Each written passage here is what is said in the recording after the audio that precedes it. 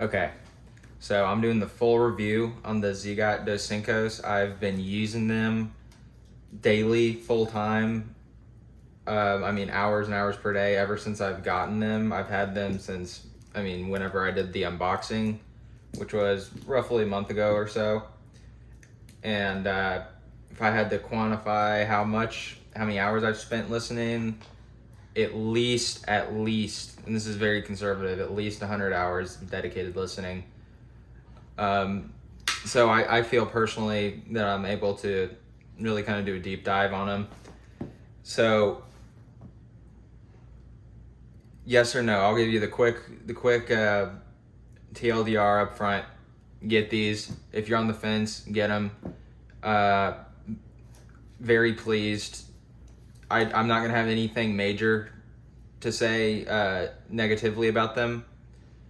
They're not perfect, just like any other IM, but there's nothing about them that would cause me to even give a tentative recommendation, as in only get them if you like this or that, or beware of this or that. They're good. I mean, they're well rounded.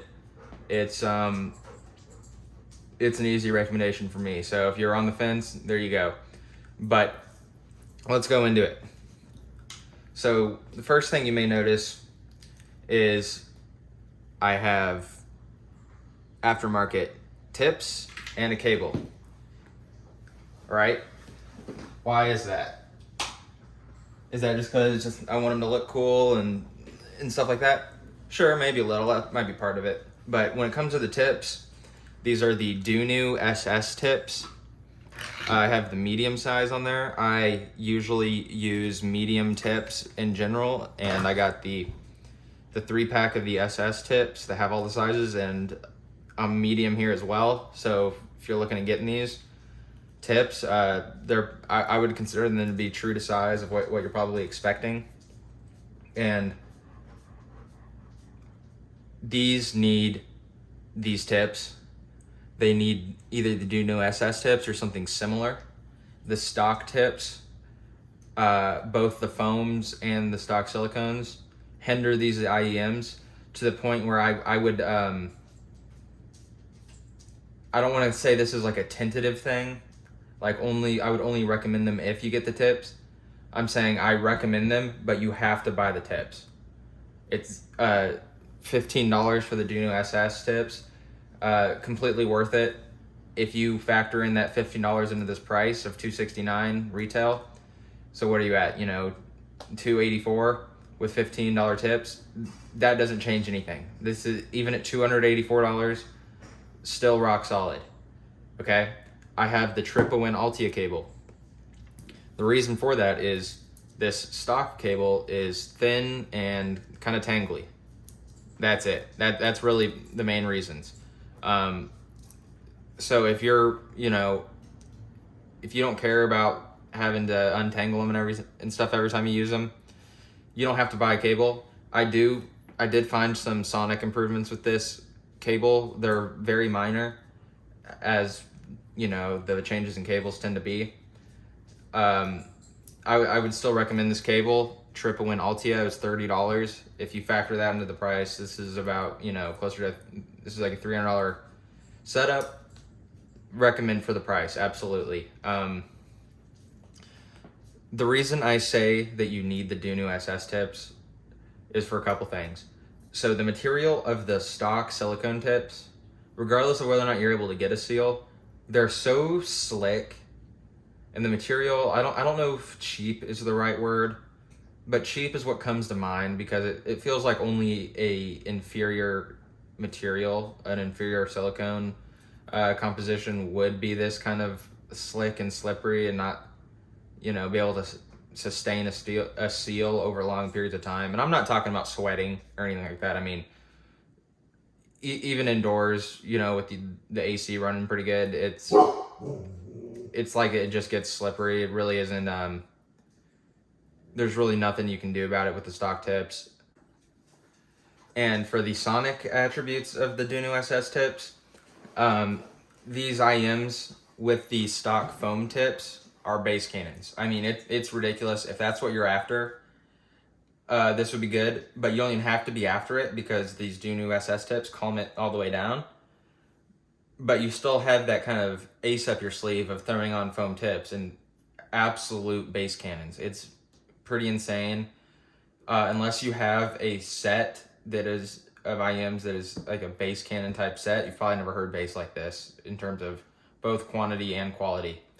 That being said, I don't use the foam tips. I'm not a bass head.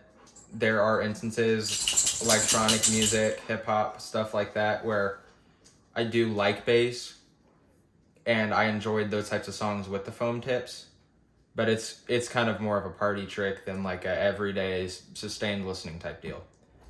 I would just tell you that if you have the kind of impression that you shouldn't need to buy aftermarket tips because it should come with them out of the box, I agree. But at the same time, you can, if you were to hear this, you wouldn't be able to deny how great it sounds with these tips. So this isn't a negative to me personally, because I think even, when you factor in the price of the tips, it doesn't change the value proposition of the package.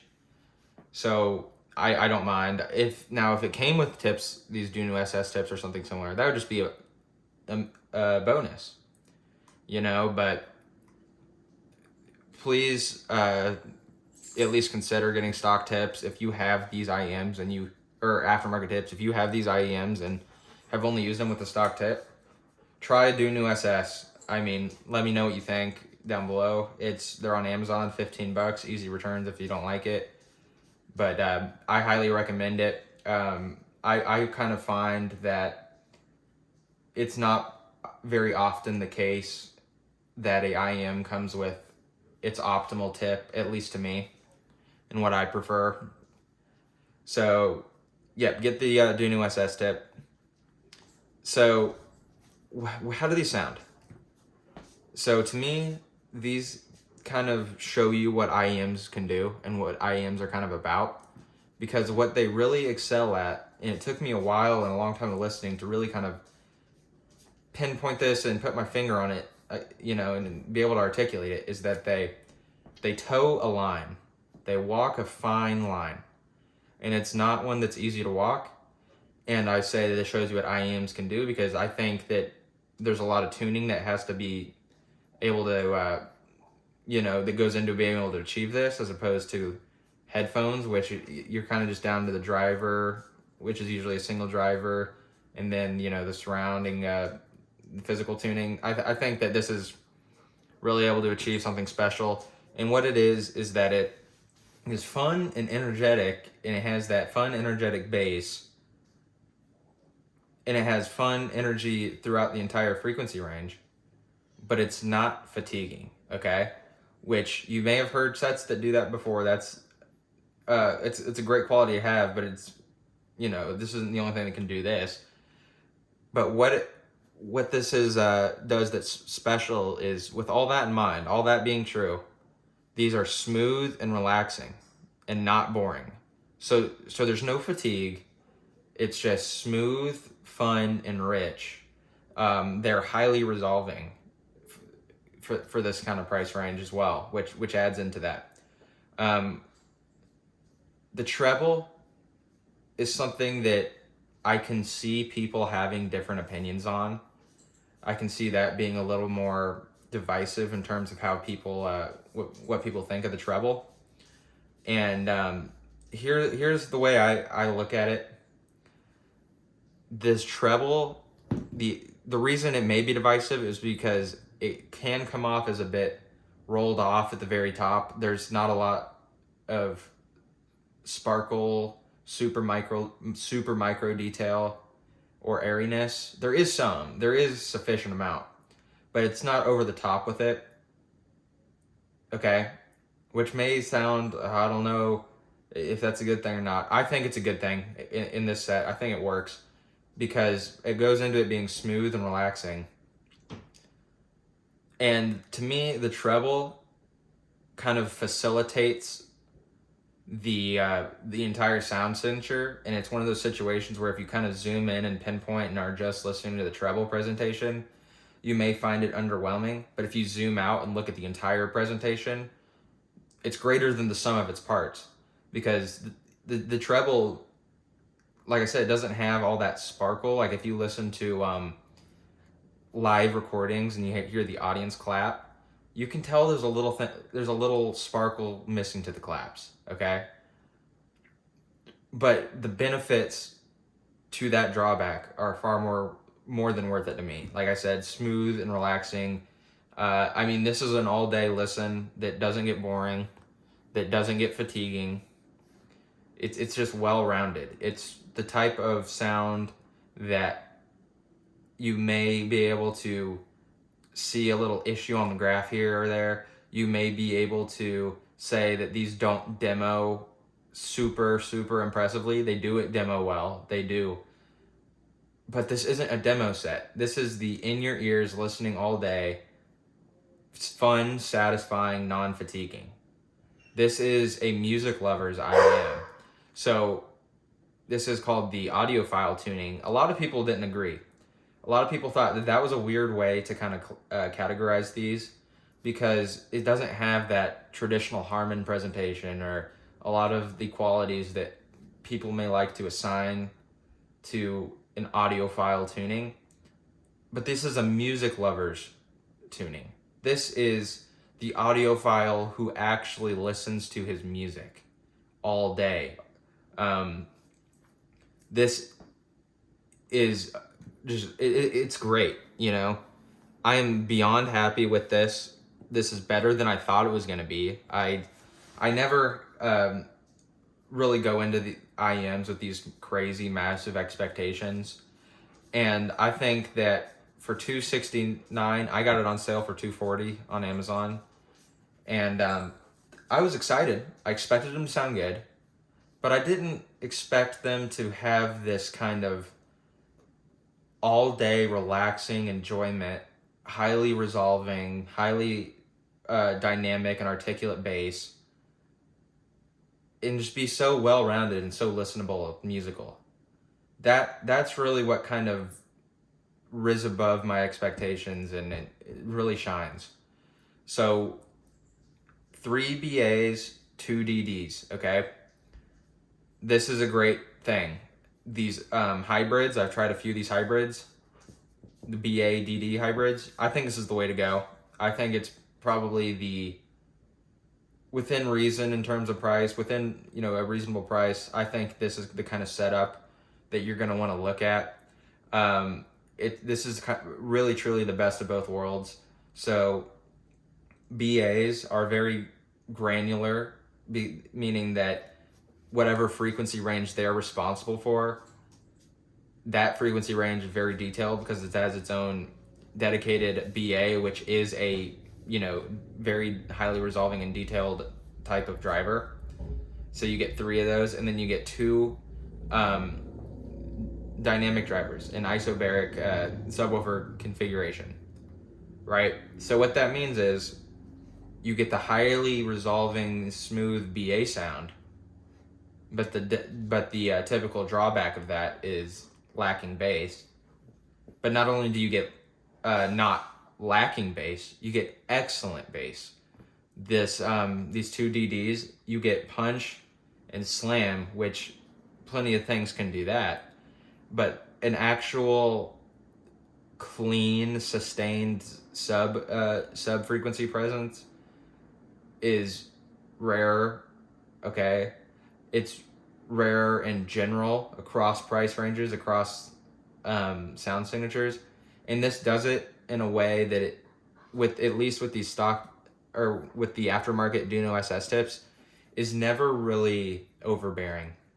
Okay, if you saw my first impressions videos, or my first impressions video on the Doscinco, the bass was a little overbearing, especially like more detail-oriented songs like metal. Like when I say metal, I'm talking Tool is my favorite example because their music is so technical, and the bass was overbearing on a few songs there. This has calmed it down to the point where it's completely balanced. Um, it's just great. Resolution wise, they're good. They're good in general, right? In a vacuum, they're good. For the price, they're good to great. These aren't going to be a detail monster. They don't have a, you see that on things with a lot more like bright tuning. I wouldn't describe these as bright. I would describe these as warm, but in terms of treble, it's either bright nor cold. It's in the middle. It strikes a fine balance, and I think the treble presentation is what it needs to be for everything to work. In terms of resolve, take the IE600 for example. Okay, if you've heard this, I know this is one of the more popular sets, so hopefully this will help somebody. This is 100%. Okay, in my analogy, the resolve or perceived the resolved or perceived resolution is 100%. We're at 85 to 90%. Okay, for 269. The thing is, how much resolution do you need? How much resolution do you want? Is that all you're after? For some people, typically people who are kind of newer to the hobby, resolution is one of the most sought after things, because if you're new in the hobby, you've never had quality equipment, so you don't know what highly resolving equipment sounds like, so that's why you're after it. And there's nothing wrong with that. These resolve beyond sufficiently for the presentation. You're not feeling like you wouldn't listen to this and think that the way they resolve is a weak point. They resolve neither too little nor too much. It's the right amount.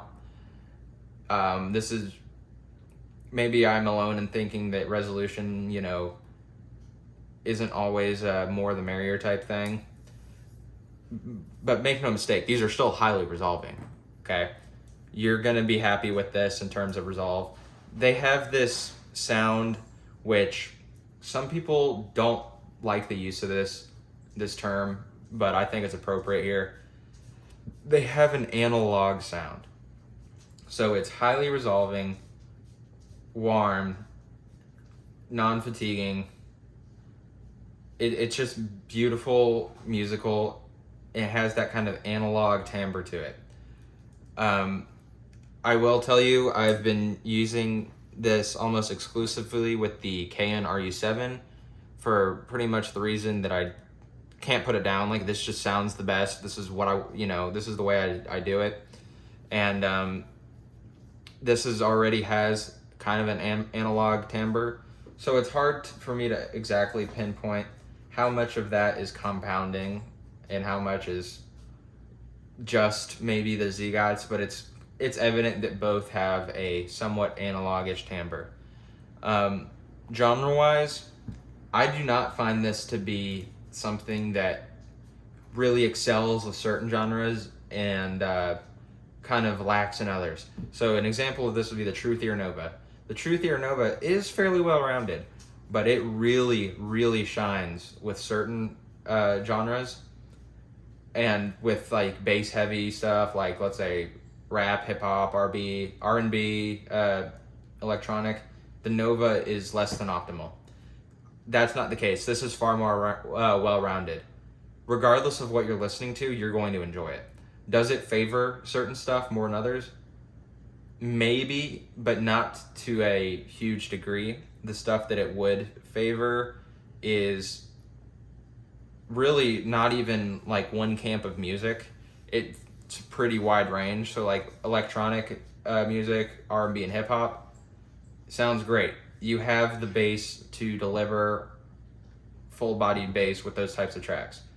Live instrumentation, great. I know I made the comment about the rolled off sparkle on the people clapping in the crowd, but the actual musical presentation of live music is amazing. The instruments are full-bodied due to the bass, great note weight. These have a good soundstage. They really do. I think that the soundstage and imaging remind me of the IE600. Okay, I'll say that the imaging is not the laser precise imaging of the i600, but it's still good. It's proficient. But the soundstage is about the same width, if not wider, and depth is comparable. If anything, I would give the edge in soundstage depth to the i600. But keep in mind, a year or two ago, these are $700-800. They're closer to 500 now, which is still expensive, still more than this. But I'm able to draw these parallels, not just because the two ones sitting in front of me, but they legitimately remind me of each other in certain ways. You could think of this as not even like a baby i600 or something, because there are the differences. Like the main difference between the i600 and the Doscinco is going to be in the treble department, and both have different approaches to treble. This is good. This is good treble. I don't want you to walk away from this thinking that I liked everything about it, but I had a problem with the treble. It's the opposite. The treble isn't it just isn't your classical representation of what good treble is. But once again, the treble plays its role, and as a result, the final output is greater than the sum of its parts. Okay, you can think of the treble here as kind of like your Steve Nash, Jason Williams type point guard versus something else that has a lot of bright, sparkly treble, being like your Steph Curry or something like that. This is able to really facilitate the whole floor, if if that makes sense in terms of a basketball analogy. Bass, tactile, articulate, dynamic. The word holographic, to a degree. I wouldn't say that these are flat out holographic bass. I think there needs to be a little more depth to the soundstage of the bass. It's not quite at that level, but it's approaching. It's great. It's great. It's satisfying. It's not fatiguing. Your ears aren't ringing because of the bass. It's amazing. I really enjoy the amount of bass that is left over with these New SS tips, because it does kind of tame it down, but it's no way it's not like it just neutered the bass or anything. It's still there. There's no getting rid of the bass on here. You can only control it, and these do the perfect job. Those tips. Vocals. This is where it's going to come down to preference. The vocals on here, you could say that they're slightly recessed. However, even though they're slightly recessed, it's still beautiful, highly resolving vocals. It doesn't feel like you can't hear what they're saying, or that there's loss in detail in the vocals or anything, because it resolves so well. So it's fine to have vocals that are slightly recessed, which is what these are, slightly, when it has the resolve to make that work, and these do. The vocal timbre and just texture is amazing. If you listen to a song that doesn't have any type of recessed vocals in the mix, like it's the mix of the song has forward vocals, this is going to be so great and so cohesive. If you have a song that already has recessed vocals, this will slightly compound upon that, and it'll be even further recessed. The best example I have of this is the song Master of None by Beach House, which, despite already having the recessed vocals and then this recessing it slightly further, is one of, if not my favorite renditions of that song, is on these. It's so beautiful the way it sounds. The vocals are not recessed in a bad way. The vocals are recessed slightly, okay? It's a slight recession in a good way. It adds to the soundstage. It just makes the music sound more orchestral, as in it's like a live performance, kind of like that analog type sound, as opposed to like just like a digital music file where the vocals are in your face and then the background music is just what you're dancing to or something. So I think this is an audiophile tuning. if I were to consider myself an audiophile, I would have to consider this an audiophile tuning because I love these. I love the tuning. It makes complete sense to me. I think it's fairly unique.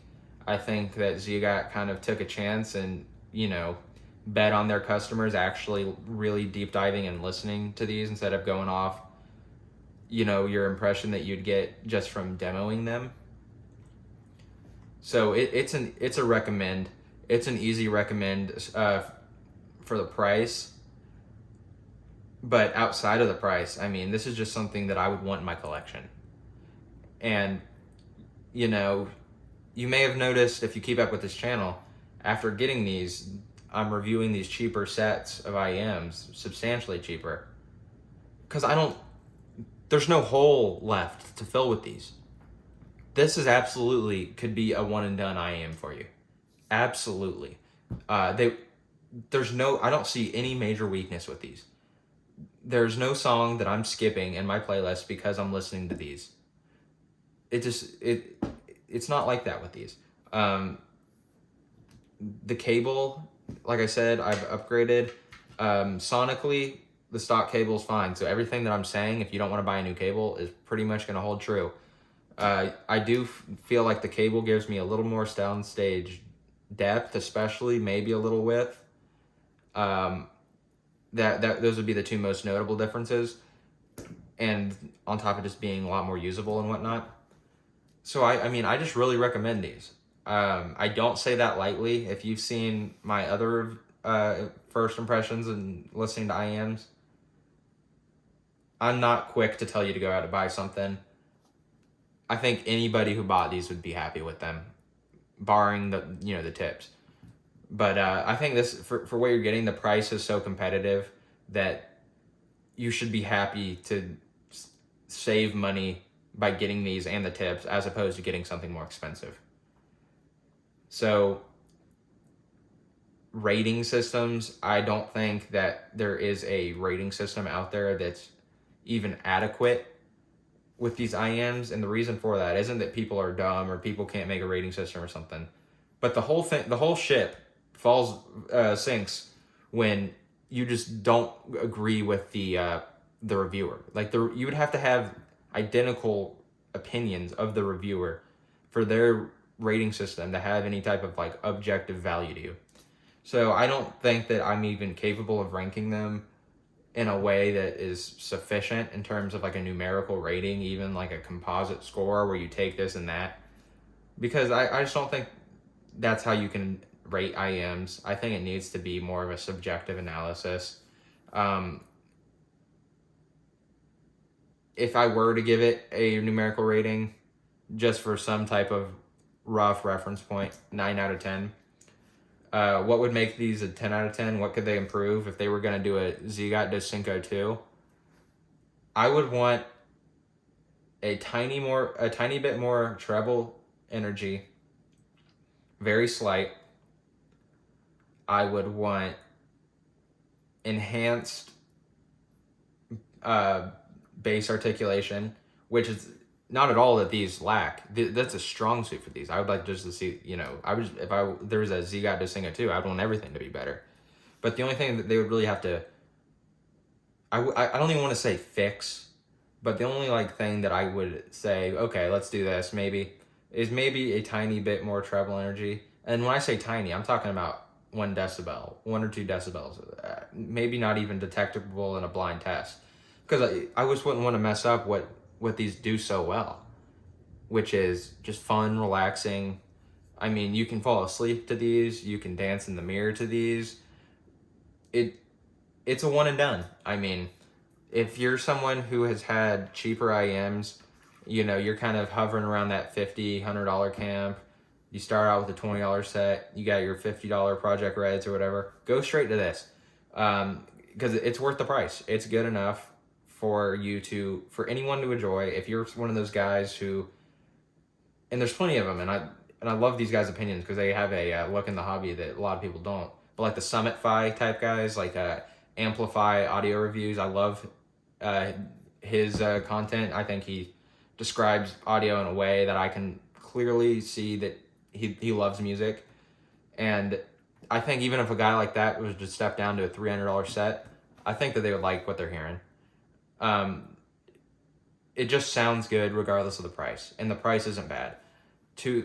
I mean, you can get a lot of different things if you look at the buying power of $270. I mean, it is, I'm not gonna say it's not a considerable amount of money, but at $269, this is closer to being a value, right? So if anyone has any specific questions or anything, let me know. I will do my best to answer them. Like I said, they'll do any genre. Music and podcasting, fine. Or I mean, like movies and podcasting, YouTube, stuff like that, they do fine.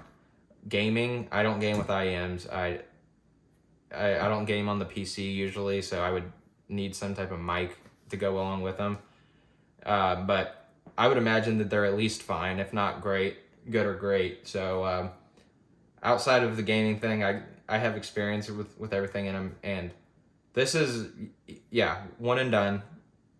I recommend going the one and done route typically, in terms of if you had to choose between getting this and then getting multiple cheaper sets that will be worse, go for something like this. So one time, buy once, cry once. And they're not ridiculously priced. I think that this is kind of near the sweet spot in terms of what you buy. Like, some people like these cheaper sets, 20, 30, 40, $50. I think these are really worth it. I've said that a few times. Let's look at the Kiwi Ears Cadenza on one side of the scale. Okay, because I reviewed that. On the other side of the scale, we have the Doscincos here, and right in the middle is the Truth Ear Nova, which I also reviewed. So those are about equal distant apart from each other in price. $35, $150, $250, going up $100. The difference between the Cadenza and the Truth Ear Nova is going to be a bigger difference than between the Nova and the Doscinco. Diminishing returns or not. The Doscinco is more worth it than the Nova. Better value, even though it costs more and diminishing returns. I think it's a better value. I think this is within the realm of, like I said, legitimately could be a one and done. It could be your end game, especially if you're not like a super spendy person anyways. If you have the cheap sets, this will be your end game. So great things to say about it. I've really enjoyed my time. I'm going to continue to listen. If there's any IEM sets that you'd like me to check out, let me know. I'll do my best to make that happen. If you'd like to see a Kiwi Ears Cadenza full review, let me know. I'll make that. I'll start doing some more listening. I'd have to take these out of my ears because these are what I'm listening to. These are my daily driver over the IE600. Are they better than the IE600? No. Day to day, do I prefer them over the IE600? Yeah. I mean, seriously. They're that good. So I'll leave you with that, and thank you for watching.